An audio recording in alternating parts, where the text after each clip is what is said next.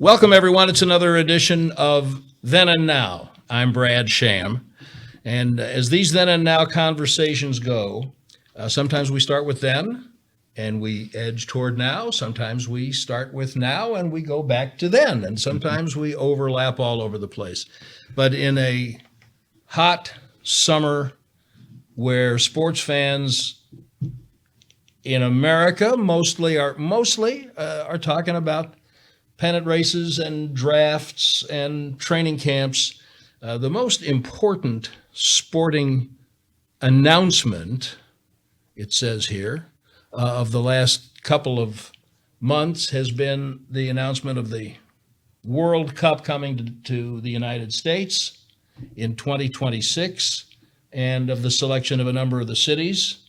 And here comes Dan Hunt, the chairman of the World Cup Dallas effort, the president of FC Dallas, and has come by all this quite naturally, which is what we're going to talk about. Thank you for being here, Dan. Thanks, Brad. Great to be with you. I don't know about naturally, maybe through a lot of osmosis from my dad. That's osmosis. I mean, that's natural. That osmosis is natural. So I'm going to start with a full disclosure for the audience that I'm a big fan of the sport. And I personally believe the World Cup is the best sporting event in the world. And I believe that because it's the only true professional championship involving the players at the highest level on all different teams and leagues playing together for country. Nothing else has that. That's my opinion. I'm going to guess you might share some of that anyway. Yeah, look, it's a world championship in its truest form, right? And a lot of these guys are teammates of each other at big clubs across the world. We're so excited to have two U.S. national team players right now, and Jesus Ferreira and Paul Arriola, who are both named MLS All-Stars today. Really exciting for them. But a lot of these guys are playing together, playing around, playing each other in the domestic leagues and whatever it is in England or France or Germany, United States, and then they're actually representing their country.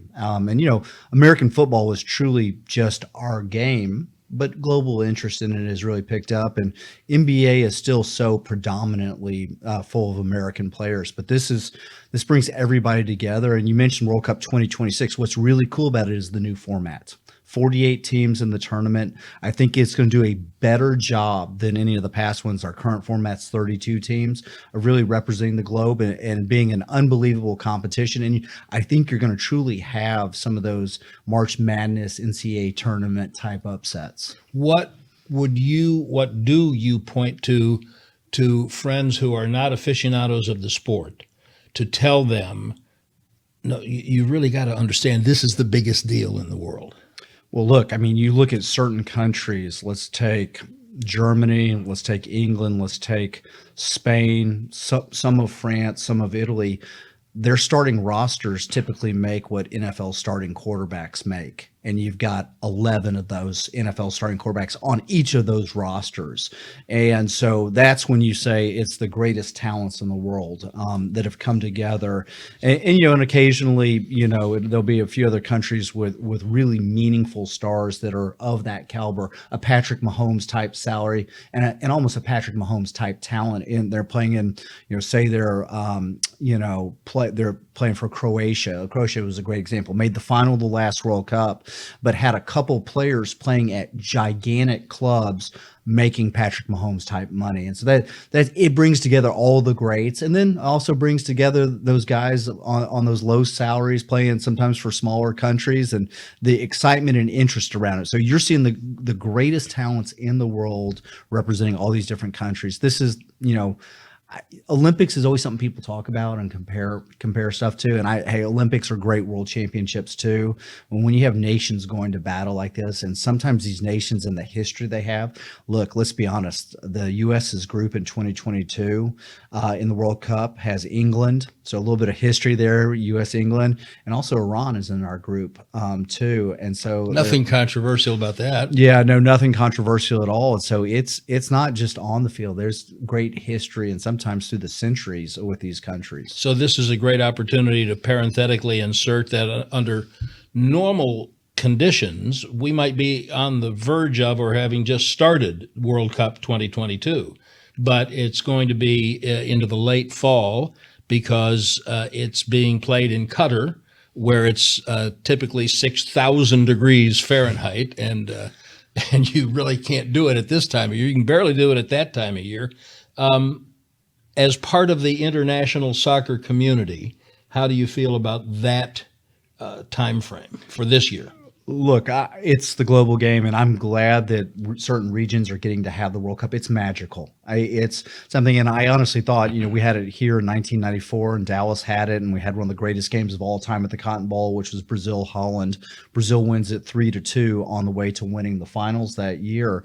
And I didn't know. I was always hopeful that in my lifetime that we would see it again, but a lot of times people don't see a World Cup in their home country twice in a lifetime. I'm glad that region is getting to experience it, have it. Obviously, Qatar is a smaller nation, but I will say this: I learned this from all the FIFA officials that I was with recently.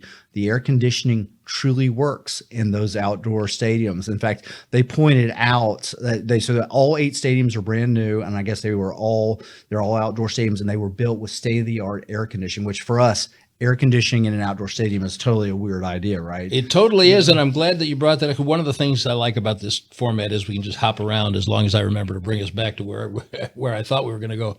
So in the middle of the summer, as great as FC Dallas's stadium is, it's a little toasty. It's warm. It's warm, like the walk in to this office building was a little toasty. 100%. So what can you tell us about that technology that is going to be used in Qatar that you might be able to bring over here? Look, you would have to build new stadiums to do this, but this is what I know about it and what I was told. If the temperature on the field is 100 degrees, in your seat, it looks like the temperature is going to be right at about 70 degrees. Stop it. Yeah, no, and that's not kidding. They said you might actually want to bring a jacket to the matches, and they were dead serious about it. And so that's something I think for all fans going that they need to be aware of. And this is great news, and I understand why we've got to have the games in November and December. It starts November 21st and ends December 18th, the finals. I think that's right, December 18th. But it's made our year really hard here at FC Dallas. I think it's made the international calendar really hard because, we started in February and the regular season will end around November 7 for the not regular season, the championship will be November 7th. And so that's a really condensed schedule. And you have international breaks in between where you're missing 10 days to 2 weeks. So it's great. I'm excited to share it. I'm ready, for this to happen. I'm also ready for it to come here in 2026. Yeah, I'll bet. So I don't think I'll insult anybody by suggestion. And those games at the Cotton Bowl, how many of them did you go to? I went to some of those, and it was phenomenal. So I think I saw 3 in person or 4 in person. I was a ball boy for Spain, South Korea. Okay. And as you know, I was at that game. Yeah, my dad was chairman of the Dallas bid with the late Jim Graham, one of the all-time great guys to be with. Jim and Pamela are just wonderful people. And their kids and I are lifelong friends. But it was something so unique for Dallas. And that tournament, I'm trying to remember how many games I went to. I've been to every World Cup since 1986. The most games attended was in Italy in 1990. I saw 22 games, and we drove to 21 of them as a family. And my father was the worst driver ever. You knew him forever, and he was terrible behind the wheel. I never drove with him. I did know him for a very long time, and frankly, that's one of the things that I enjoy about your success with FC Dallas and this bid, because like almost everyone, I think that knew Lamar Hunt, I just admired him and respected him so much. He was such a unique guy. But now I want to go back to the then, because I will go out on a limb and say that I'm not sure there was anyone in history more responsible for professional soccer getting a toehold in American sports than Lamar Hunt. Am I on reasonable ground there? Look, you always. I know he's your dad. Yeah, but it's just I know. Softball. You always want to be mindful of people's contributions, but I would argue that no person has shaped the sports landscape in this country more than what my father has done. I mean, and look, I have a lot of respect. There are so many people that have given so many to sports, but my dad, without taking the plunge in really late 66 and then the tornado in 67 going, soccer would be still 20 years behind what it is today. If they hadn't taken that plunge, maybe 30 years. And then he took the plunge again for MLS in 1996, and he was, ready to dive in. But Phil Anschutz deserves a ton of credit. Robert Kraft, these guys, and all you have to do is go to the National Soccer Hall of Fame, which we're so proud to have in Frisco. And kudos to you for getting that here in Frisco, Texas. No, well, I appreciate it. But the reason Clark and I were so interested in doing it is there's so many people that have given so much to the game of soccer. They deserve to be recognized. And all that stuff was, after the Hall of Fame had gone out of business in upstate New York, it was in boxes in North Carolina. And that's not what their legacy deserved. And there's so many people who are giving so much today, and there's so many people who will give in the future. And it's unimaginable what it would be. But, it's always an honor to hear, and you, like I said, you and my dad were such good friends and had such a long relationship. But, he gave a lot to the game. My first memory of being really cognizant of the World Cup was watching games in what would have, I believe it would have had to have been 74 at the Lamar Hunt owned Bronco Bowl. They were on big screen, and that's where I heard of Johan Cruyff and Franz Beckenbauer and Pelé, who I actually got to meet working in the NASL a few years later. But that was my first introduction to this unique majesty that is the World Cup. And I really think that might have been your dad's first contribution, just having the games on at the Bronco Bowl for people to see. And he was there in 74 at the World Cup, but you're right. And I have some fond memories of bowling at the Bronco Bowl. Mm-hmm. I was little, and also they had indoor archery. Mm-hmm. And Clark and I were sitting there shooting arrows. Not sure that'd be legal today. The insurance companies might look down upon then that. And now. Yeah, everything changes. So you've mentioned your brother Clark a couple of times, obviously the president of the Kansas City Chiefs. And it would appear, for people who don't know your family, that you inherited your love of all sports from your dad. And I wonder if you had ever had any choice about being fans of and involved in soccer and other sports. It's the greatest blessing and the greatest teacher, right? And, as passionate as my dad was about sports, my mother is a super fan, my mother, Norma. And, a little known fact is we're still one of the largest minority shareholders of the Chicago Bulls. Mm-hmm. And my mother's the reason we invested. In 1967, we bought 11.5% of the team. And a guy had written my father, Lamar, a letter and said, "Hey, I'm starting a basketball team in Chicago, an NBA franchise. Would you like to own 11.5%? My dad said, "Hell no," except in his own way, which was much Kaiser. Yeah, right. I appreciate the opportunity. My mother found out about it, and she said, "No, you have to do it. You have to." She was a big fan. My mom went to Richardson High School, mm-hmm. where she was also a high school history teacher and worked in the Dallas Texans ticket office. But she was a big fan of basketball, and finally she convinced my dad to do it. And so for $67,000 in 1966, we bought 11.5%. How about that? Yeah, and still own it. And still own it. Everybody else sold out pre-Jordan, and my dad kept his interest. And every year till Jordan came to the Bulls, they would write a letter and say, "Please send more money now," or a telegraph or whatever it was. My dad always look at my mom, see what she got me into. And then, they draft Jordan, and the rest is history. The checks were going the other way. And did your mother then say, "You're welcome"? Yeah, she said, your reward for sticking with it was 6 world championships and the greatest player of all time. There you go. But so for you and Clark especially, was it just natural that you would become involved in especially professional sports? And what if one of you had wanted to be a priest or an insurance salesman? Or it's funny and I laugh at thinking about my brother Clark as an insurance salesman. That's a good laugh. No, my father always said, "I don't care what you do as long as you're a productive member of society." And he always said, "I don't care where you go to college, but I want you to go to college." And what he really meant was, you have to go to SMU, and I hope you work in the family business. And so this is a funny story that almost nobody knows. I was sorting through my dad's stuff, and he was a hoarder extraordinaire, which left us some really cool stuff that you would find. But I found my brother's college scorecard visit, and my dad had always created scorecards for everything in life. You know, we'd have the family Olympics, we'd have this, we'd have that, and he'd always score it. And I found my brother, you know, the schools that he went to go visit, and my dad scoring it. And oddly, SMU finished ahead of Stanford and some other schools, and so that was one of the treasures in the pile. So when did you, what was your first foray into being involved in professional sports, and when did you know that this would be something you would love as much as your dad did? You know, and your mother. My father was so inclusive. I mean, I think back all those days of World Championship tennis, Dallas Tornado. I mean, the obvious is the sporting events, seeing SMU play. I mean, we went and saw him play everything. So my brother plays soccer.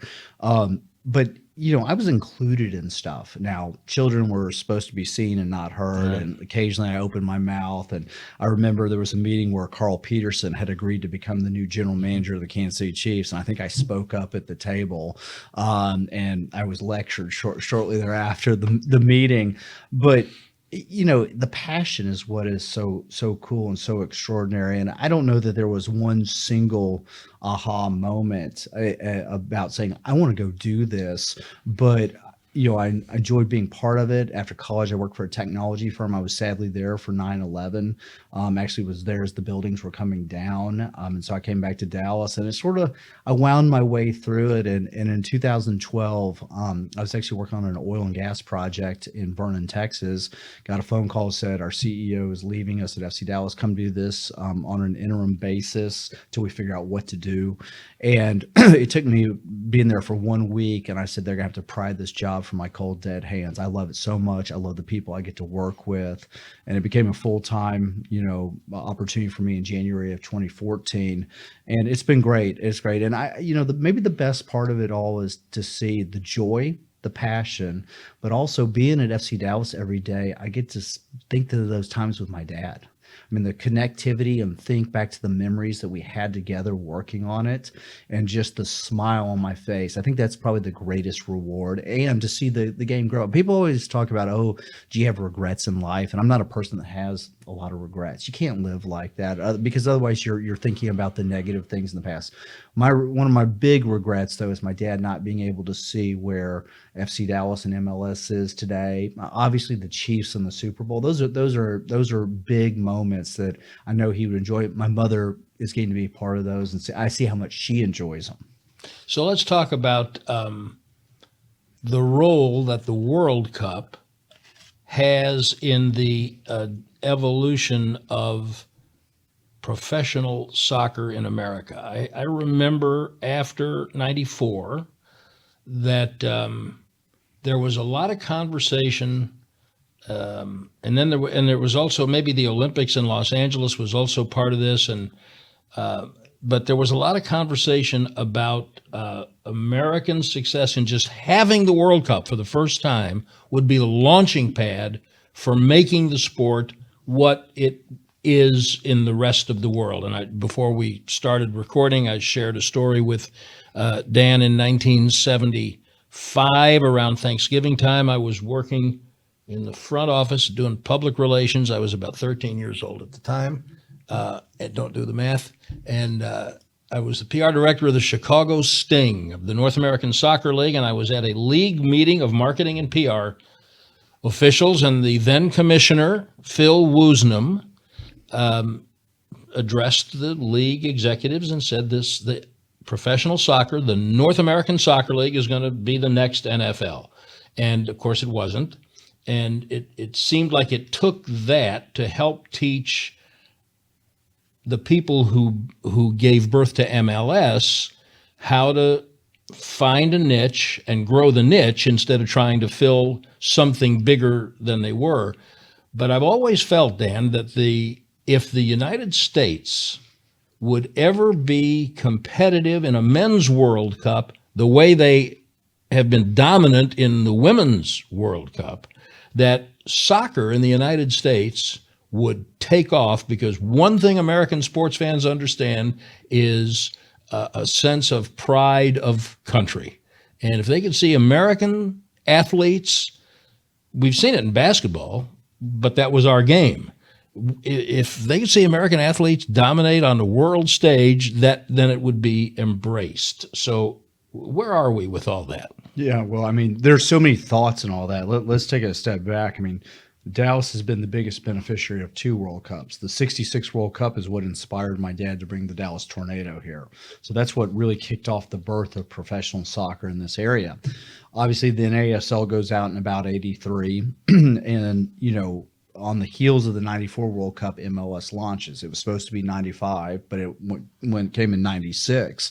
And so we have a unique DNA in Dallas. And also, if you look at what happened with all those Tornado players that came, the great, Kenny Coopers, amongst, many others, that Charlie DeLong, Bobby Moffett. I mean, the list goes on and on, but they stayed and started youth clubs here, or they coached the late Mike Renshaw. Yeah, Mike Renshaw. They coached high schools, coach youth clubs, and they built this into one of the richest talent markets in the United States for development, because the club soccer landscape is so competitive.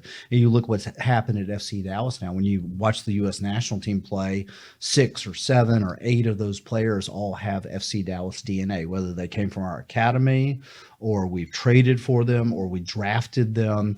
And that's really a testament to, I think, what we have going on at FC Dallas. And so we've been, Dallas is, like I said, just a gigantic beneficiary of this. And, the league has grown and grown. There have been dark times. My very first day on the job in November of 2001 at the family offices, and we were actually in Kansas City in the Chiefs offices, MLS went out of business. That was day one. We were sitting in a guy named Denny Thume's office.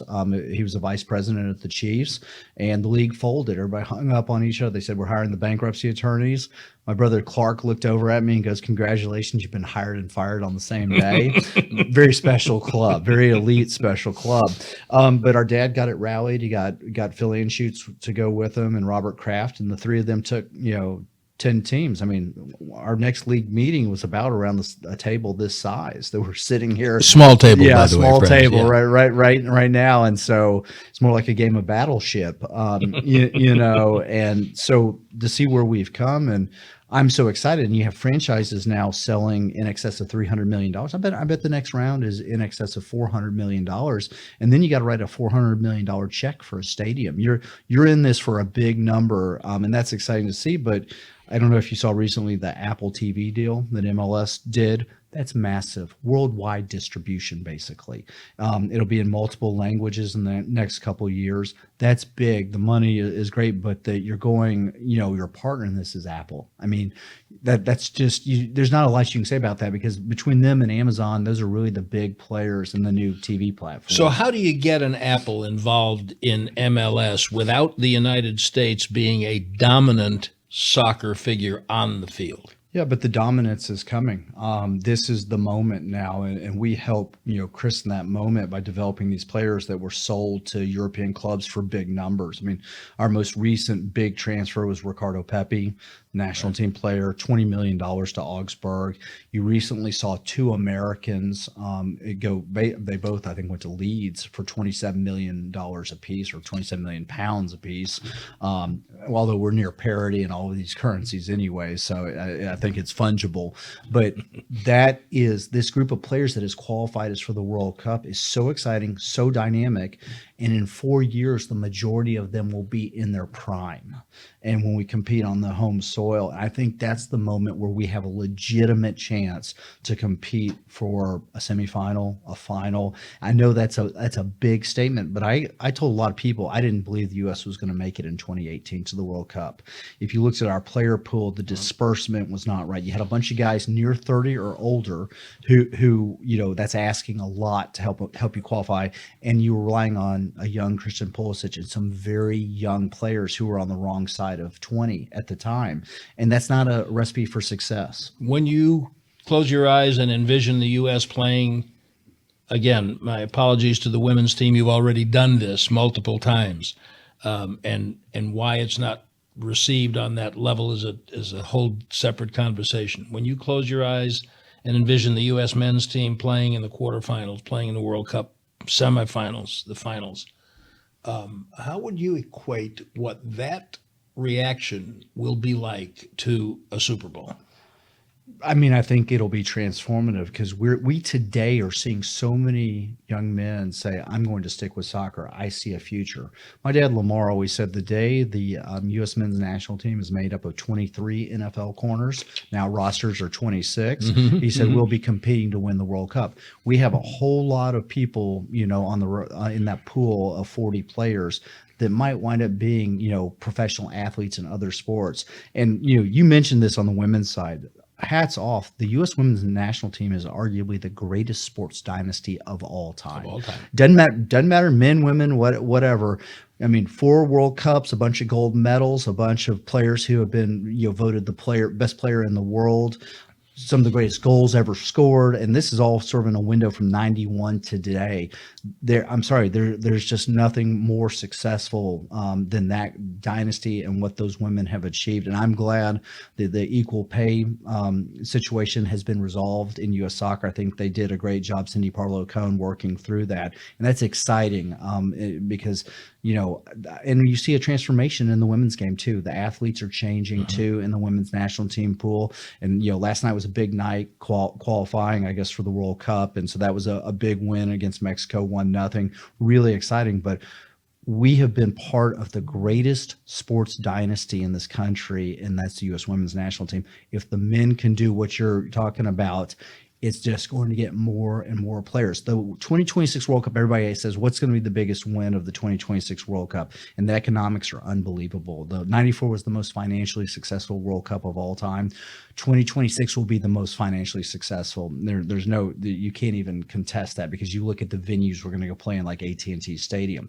But it will speed up the men's game by at least a decade in this country, maybe by 2 decades. Just by having it here. Just by having it because here. Because young people are going to see the greatness on the field and say, I want to do that. I want to be a great soccer player. I see a career path for me. And also, men's World Cups help the women's games. Women's World Cups help the men's game. So I think this will help the women's game too. That optimism about what the World Cup just being here will do for the growth of the professional game in this country was something that 30 years ago, the last time the World Cup was in the U.S. and Dallas, that's what they were hoping then. What's different? It's not what's different. I mean, you look where our league has come in 30 years. A lot of these traditional powerhouse leagues in Europe and teams have been around for over 100 years. Right. We've done this in 30 years. Can we imagine what the next 10 years is going to look like here? Actually, no, we can't. Yeah, we can't imagine. And because you're going to get the great athletes, the training has gotten so much better, the professional environment. I mean, I hate to say this, 1996, because I was graduating from high school, was the dark ages of what soccer looks like today in this country. And the effort that goes into developing these players and the attention that goes into it. How much does this effort for the future of these next 10 years depend on a really positive U.S. showing in Qatar in November? I think it's going to help, right? A really positive. And it is a difficult group. I mean, that we have. I mean, obviously the rivalry with England, and we got Wales from the playoff, which is an interesting one. And Iran, I mean, what happened back in the 98 World Cup was a shock there. And I do think that they play some good soccer. And so it's going to be difficult, but I'm seeing something special and unique out of this group. And these players are taking such massive leap forward every 2 or 3 or 6 months. You're seeing these fundamental changes in what these players are able to do. And we continue to add players to our player pool. And frankly, I'm excited that they've gone to 26 players. I think that's going to be a big benefit. We've gone from 23 to 26 players in this World Cup. And I think, those extra couple of players could really make a difference for the U.S. national team. But yeah, it is going to set the tone. We have to have it be successful. We need to qualify for the elimination round games. That's probably for me, that's what really matters. Get out of the group. Get out of the group. you don't know who you'll face next. I mean, you fear this is really a unique World Cup because I can't just say to you, oh, I think it's going to be so and so in the final. I mean, you kind of have to point to France again, defending champions, so many great players that they have, and you have players with some new fresh starts for them. So I think they're probably one of the most dangerous. England, I think, is incredibly dangerous. Unfortunately, we're going to get to see them, and then you have the perennial powers that have existed, like a Brazil. I mean, they just constantly are producing players, and Spain and countries like that. But I don't think there's a clear cut team where I'm going to say that's the one. And you have some teams aging out too, which is really good for us because we have so many young players. If I'm not mistaken, we're waiting for the designation of where the final and the semifinals will be. Is that right? We're still waiting for that? For World Cup 2026. For 26. We are, hopefully, we're going to know no later than the middle of next year. FIFA is consumed now with the World Cup happening in 22, and they want to get past that. And let's be honest, we know the finals in late December, then you'll have the holidays, and I think everybody wants a little bit of time off, and they're going to continue to go through bid documents. But it's been my stated goal. I want the finals of the World Cup to be played here in Dallas at AT&T Stadium. Okay, so tell me I'm wrong. I predict that those finals will be in Los Angeles because SoFi is right now, it's the new toy. And the thing that AT&T Stadium did that SoFi, I believe, has copied, I mean, we are talking about professional football. The revenue streams are unbelievable. Look, that's what money is why the games are in Qatar. The revenue streams at AT&T Stadium are incredible. That's why they built. That's why they built it. I don't know if you've met the fellow I think you have who runs the place. He's pretty good at finding money, and so the same thing at SoFi. I mean, the same thing is true of those folks. So I'll be surprised if the final's not in LA, but because, and maybe I'm wrong, but because the revenue streams are so lucrative at AT&T Stadium, I'm really kind of hopeful to at least see a semifinal or quarterfinal here. How about you? Look, it would be a massive honor, right, to get a semifinal. Those things are so special and so unique, and a lot of the time once in a lifetime opportunities. But here's what I would tell you about it. AT&T Stadium is one of the greatest economic drivers of any sports venue in the entire world. And the genius design of it is the 3 million square feet that make it arguably the largest stadium in the entire world. And it's not just an in-seat experience, the experience that you can have outside the seats. And, I've only been to one football game there, one NFL game when the Chiefs played there. So I don't spend a lot of time, but I've seen bowl games, I've seen boxing. It is a great economic driver. And here's going to be the big difference between AT&T Stadium and SoFi. AT&T Stadium, by sort of back of the envelope math, will probably have 22,000 guests per game more than SoFi. The Super Bowl just happened. I saw the stated attendance, which was 70,800 for the Super Bowl. 90 here. I mean, that AT&T Stadium can do 100, but once you start, raising, we're all going to have to do something with the fields. Every stadium is going to have to make major changes. Arrowhead got a World Cup, or was selected also. My brother Clark's chairman of that. We're going to have to knock out part of a wall on the lower seating bowl to make it work. AT&T Stadium, we're going to raise the field. We're waiting for the exact specifics. SoFi is going to have to raise the field also. And so there are going to be seat kills in all of these stadiums. Would that be a permanent move or a temporary? Temporary in all of these stadiums. In all of these stadiums. Will money decide ultimately? Look, you've dealt with FIFA, you've been in these boardrooms. Will money be the ultimate decider for where the final and the semifinals go? No, money will not be the ultimate decider. I think they're looking at so many things: the fans' experience, location, transportation. There are a lot of things that go into this. I mean, they spend a lot of time on human rights plans, which was sort of a new add-on after 2018 and 2022 World Cup bids. We have put together an amazing bid. The group that's come together in Dallas, and you're right, the Jones family. This is the good fortune, is we have such a great relationship with them. I've been working with Jerry and Steven on this, and in fact their whole family. And it's great. Charlotte is totally engaged in this too, and they are unbelievable salespeople. They really are, and the passion that Jerry has had for this has been really amazing to me. He is as engaged as I've ever seen him on anything that's not Cowboys related. He wants the final badly in Dallas, and so he's been working diligently. He's been to a bunch of our meetings. It's been great to have him part of this, part of the sales process, and so money will be a major part of this. But I think they're looking at the overall experience, and it's hard to beat what we can deliver here. And a person who doesn't get enough credit in all of this is Monica Paul with the city of Dallas, with the Sports Commission. There's a reason why Dallas has all these amazing events, Final Fours and All-Star games and Super Bowls and WWE and all those activities, because Monica Paul brings all the communities together, brings the state together, brings the local host committees together, the sports teams together to make these happen. And she's a person who doesn't get enough credit for this. I chuckled when Jerry was quoted. I think it was at the announcement that AT&T Stadium was going to be one of the venues, about talking about how, boy, I'm kind of realizing that this soccer stuff is a pretty big deal. What do you think got his attention?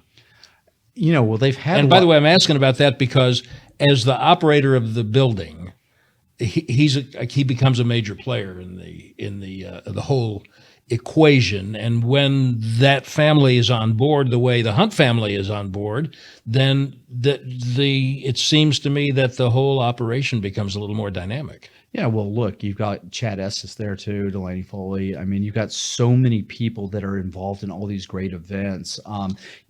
They've had Gold Cup matches. There's been other soccer activities there. And so they've seen the passion. The Brazilian national team has played there. Mexico's played there a bunch. The Mex Tour has been going on, regularly there. So they've had these games all the time, and they see how, nuts this city is for soccer and the passion for it. I just think, Jerry, he dreams big, and he would tell you that. Sometimes, I've heard Steven say he dreams maybe too big, but credit to what he's been able to achieve. And he sees, they're traditional football people, but he sees the World Cup and the World Cup final at that level of what the Super Bowl is or bigger. So in terms of being a dreamer, I didn't know I was going to ask you this, but that's why I actually try to listen. In terms of being a dreamer, besides personality, what are the big differences between Jerry Jones and Lamar Hunt? Oh, they were both dreamers. My father, the vision and the ideas, what's so different is the sales styles, though. That would be if people always ask me. I mean, both astute businessmen, both Hall of Fame careers, a lot of Hall of Fames, but the sales style is different. Jerry does a great job of painting something in a big picture. My father, in his humble nature and the way he would connect with people, and he'd show that he was a teammate in the sales process with you, and that's really, I think, the difference. They both were dreamers, but they able to sell their ideas. They just did it in a little bit of a different fashion. No, they did it in a lot different fashion. Apropos of absolutely nothing, did you, besides flying private, did you ever see your father fly first class? You know what? He did later. My dad didn't really fly privately a lot. Early before I was born, and then there was a big period where, he was happy to go, and he would fly first class when my mom would travel later in life. But there was a big stretch where, and when he would fly by himself, he would sit in the very back of the airplane. But there were some times that I caught my dad where he would take a nap. He needed to rest, especially when his health was declining. But he would take the pillowcase off the pillow on the airplane and put it over his head, and he would say, "Oh, Dan, the fastest place where heat leaves your head, or if your body is through your head, you can get hyperthermia, that way or whatever. I want to keep my head warm." And so he would have a pillowcase pulled over to his ears across his eyes, so that he could then. It was dark, he was warm, he was happy, and he would go to sleep like that. And people would just sit there and look at him. I don't remember what year it was, but I'll never forget going to Kansas City to broadcast an FC Dallas Kansas City game. And and I used my stickers to upgrade, even on a short flight, used my stickers. So I'm sitting in my first class seat, and here comes Lamar Hunt with his arms full of blueprints and things to study, walking past me. Hey, Brad, how you doing? Oh, good, Lamar. How are you? And he went going back. I thought, this picture is all wrong. Something is very wrong. But to me, it spoke to a lot of the things that you're talking about your dad. He was so incredibly humble. And maybe that's how he accomplished so many of these things. Oh, humble, kind, gentle. My father was such a gentle person, a gentle spirit, a gentle soul, and the ability for people to relate. I mean, I tell this story. He didn't have a cell phone, and he would call people in Kansas City after dinner, and he would always start with this, hi, Carl, it's Lamar. I'm sorry if I'm bothering you too late. If it's an inconvenience, I will call you back tomorrow. And nobody ever turned him down. I'm a little busy. Can we do this later? All right, let's put a bow on this by talking about FC Dallas and MLS, because the ultimate goal for people who are real soccer devotees is to see MLS get a footing like the other professional sports leagues that we follow. And again, I think that happens when the U.S. men's team has international success on a World Cup level. But since you became involved with FC Dallas 8 years ago, where do you judge the arc of progress, growth of the league, and as well as your club, and where do you see it? What are the most attainable increases that lay out in front of you? Yeah, well, look, this will be our most successful year from an attendance standpoint. I can already say that, and you're seeing it. We're having big, huge crowds. And look, when we built in Frisco, we knew we were early. Something my dad said to Clark and I before he passed away was, hey, guys, we were way early, but they were committed to us, and I put you guys in the right spot, and this will be incredibly successful in the future. And now you see Frisco and Prosper and Salina and all these communities that are starting to really fill in, and we're feeling that. Now, I think you have the largest local engagement that we've seen, interest. You have, players here who are superstars. I think they're regarded as such, especially because they're playing so well for the national team too. So I think we're still in the early stages of something great that we're achieving here, and we'll continue to improve our stadium. That's something that we need to do, and we're also looking at what overall developments look like around the stadium, and I think that will all play hand in hand in creating this amazing experience.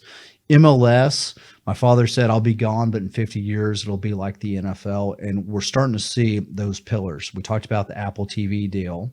So you're starting to see major sponsorship and ticket revenue that's really kicking up. When did your dad say that? This was in 2006. So Okay. he said in 50 years. Okay. So he went for 2056. Right, okay. He was a visionary. No, He had a long-term vision. absolutely. I'm struck because to go back to the story that I mentioned earlier, those were kind of the words that Phil Woosnam used when he was the commissioner of the NASL in the 70s. So now we've got 30 years of difference, and so their thinking was grand. But when your dad said it, he had a little something of accomplishment for MLS already for him to be able to say that. Yeah, one, and here's another one of these pillars. We are now seeing MLS players transferred not at the prices that the market would dictate in Europe, but we're starting to close that gap, and that is a massive revenue source for those clubs because, we're thrilled that Patrick Mahomes is with the Chiefs for a very long time, and he's just an awesome person, awesome player. But, Patrick Mahomes, if, he was to leave, or another football player, Dak was to leave Dallas, you're trading draft picks, and a lot of them. These soccer players now are leaving for 10 million, 15 million, 20 million, and we start to achieve those numbers in Europe. You're getting shots in the arm of 30 or 40 or $50 million when we one day achieve parity in what's happening in Europe. that's going to cause these businesses to explode. Those are resources that are going to be reinvested in. I mean, you don't get a lot of the time in the NFL a check for $50 million or $40 million for a player. That just doesn't happen. And that will be transformative. That's when MLS will truly close the gap on the NFL. Before the internet drove so much of interaction of media with fans, every professional soccer executive I ever knew was, in almost any city, was frustrated, to be kind, about what they all perceived to be the lack of media attention compared to the other sports and teams in their city. Not just here.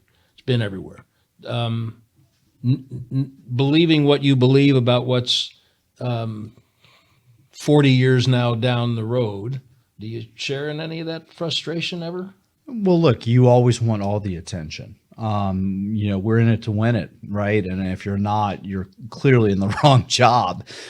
This is a tough market. I mean, let's be honest. I mean, the Cowboys are obviously such a big brand, and Mavericks and Stars and Rangers, and you could go on and on and on. And you have all the local universities that are here and around the state of Texas. This is a crowded landscape, but I think we're carving more and more of that towards FC Dallas and soccer. And if our national team has success with FC Dallas players, that does nothing but raise the stature. But I think we want that for every single market. And as the game grows, again, you talked about this, many times throughout this conversation.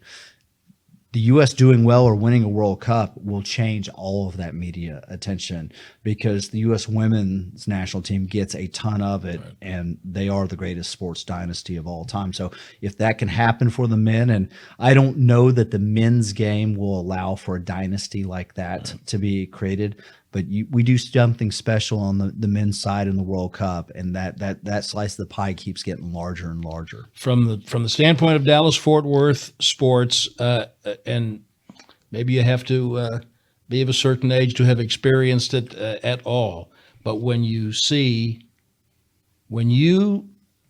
listeners see and feel what the World Cup in your community feels like, you'll get it if you don't get it now. Dan Hunt, thanks for your time. Appreciate it very much. Thanks so much. This was a blast. This is Then and Now. I'm Brad Sham.